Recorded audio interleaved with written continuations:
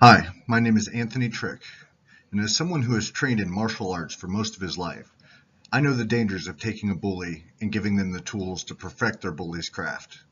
As a father, it is a constant fear that one day one of my kids are going to come home crying, or worse yet, bleeding from the actions taken by a bully. In this regard, I don't think it is right to idolize or immortalize the likes of bullies. For far too long, this has been the exact case in the martial arts world. One of the most iconic martial arts movies, The Karate Kid, is a story about just that.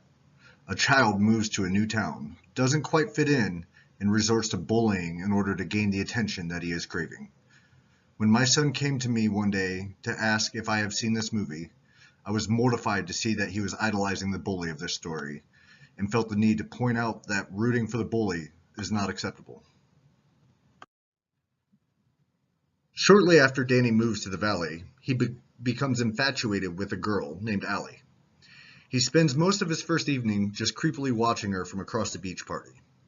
When Allie's ex-boyfriend Johnny shows up to try to patch things up, Danny sees their argument as an opening to insert himself. Johnny is obviously still in pain over the breakup and does get a little upset when Allie doesn't want to talk.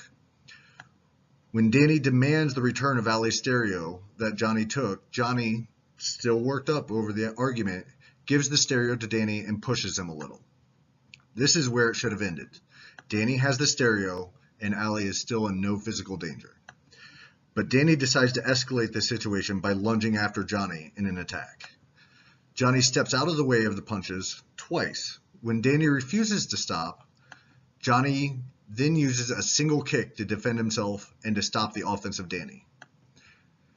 But this does not stop Danny, who then uses a cheap shot to punch Johnny. Johnny has no other alternative but to use self-defense to stop the attacking Danny, then de-escalates the situation by leaving the beach.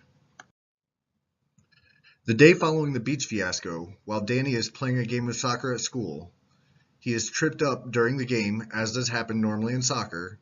He decides to tackle Johnny's friend Bobby before mounting on top of him UFC style and pummeling him erratically. The following day, Danny goes to Cobra Kai, the local dojo, to enroll in karate. No doubt an attempt to better his skills for his plot to take revenge on Johnny. Johnny decides to send him a message that his violence will not be tolerated and that he cannot learn more fighting skills through his dojo. A few months go by and there is no contact between Johnny and Danny. Clearly the conflict between Johnny and Danny should be over. Unfortunately, it is not a bully's nature to leave their desired target alone. While Johnny is in the bathroom during the school dance, minding his own business, Danny decides to pour water all over Johnny and to pick on him one more time. After doing this, he takes off running outside, into traffic where he causes a multiple car accident.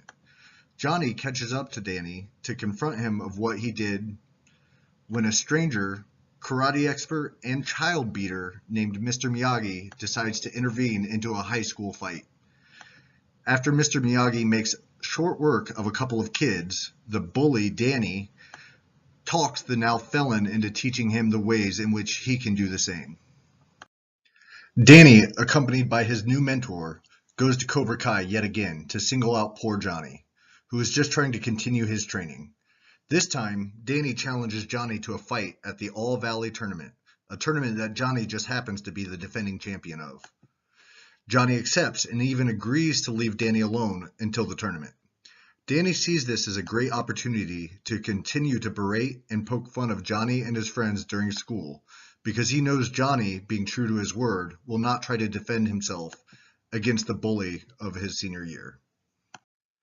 At the tournament, Johnny is a danger to himself and others, as he has never been around a karate tournament and does not even know the rules. It is clear that he is there for one reason and one reason only, to finish his job of ruining Johnny's year.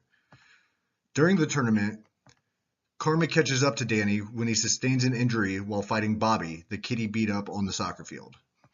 It is no surprise that the defending champion, Johnny, makes it to the final round, and due to the injury, Danny is unable to fight, and Johnny is about to be crowned the back-to-back champion.